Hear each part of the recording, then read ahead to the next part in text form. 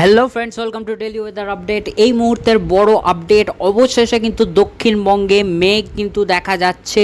মেঘ উঠে গেছে হঠাৎ করে, এখন বাজছে প্রায় কিন্তু 12:30টার কাছাকাছি এবং আমরা কিন্তু মেঘ দেখতে পাচ্ছি কিন্তু দক্ষিণবঙ্গের দিকে। সো এখানে লোড হচ্ছে জিনিসটা আমি দেখাচ্ছি আপনাদের। সো দেখতে পাচ্ছেন কলকাতার আশপাশে এবং বাংলাদেশের দিকে কিন্তু মেঘ উঠে গেছে।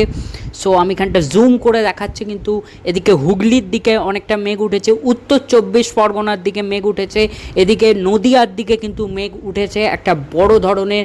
সো বৃষ্টির কি আপডেট উঠে আসছে সমস্ত আমরা দেখে নেবো। এই মেঘ কোথায় কি উঠেছে সমস্ত কিছু আপনাদের আপডেট কিন্তু দেবো। সো ভিজিবল মোডেও আপনাদের দেখিয়ে দিচ্ছে এবং ইনফ্রা মোডে আপনারা দেখতে পাচ্ছেন মেঘটা কিন্তু খুব ভালোভাবেই উঠেছে এবং এর যে খুবই ভালো রকম শক্তিশালী এটুকু কিন্তু বলাই চলে। সো ব্লু মোডে আপনাদের দেখিয়ে দিচ্ছে এবং কিভাবে মেঘটা উঠছে আপনারা দেখে নিন একটু। এই দিক থেকে এদিকে নদিয়ার দিক থেকে উঠে এটা কিন্তু এদিকে হুগলি কলকাতার দিক অবধি কিন্তু উত্তর 24 পরগনার দিকে এটা কিন্তু এগিয়েছে।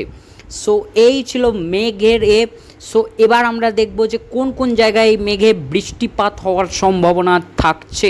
সো এখানে দেখতে পাচ্ছি আরামবাগের কাছাকাছি থাকছে, এখানে থাকছে যে খানাকুল, এখানে আমতা, সিঙ্গুর, চন্দননগর, এই দিকটা কিন্তু বৃষ্টিপাত থাকছে। কলকাতা এবং পানিহাটি, ব্যারাকপুর, নিউ টাউন এই দিকটা বৃষ্টির সম্ভাবনা থাকছে। চাকদার, রানাঘাট, পান্ডুয়া এই সব জায়গায় বৃষ্টির সম্ভাবনা থাকছে। কৃষ্ণনগর, ছাপড়ায় এদিকে, এছাড়াও যে বাংলাদেশের দিকে যে অনেক জায়গাতে বৃষ্টির সম্ভাবনা থাকছে। এদিকে দেখতে পাচ্ছি আমরা দর্শনা, তারপরে এদিকে আমরা দেখে নিই, যদি এদিকে আমরা ঢাকার দিকে সেরকম বৃষ্টি দেখা যাচ্ছে না, তবে এই দিকটা আমরা যদি দেখি বালিদিয়া, জগদল, মগুরা, বাগিয়া এই সব জায়গাতেই প্রায় বৃষ্টির সম্ভাবনা থাকছে প্রচুর।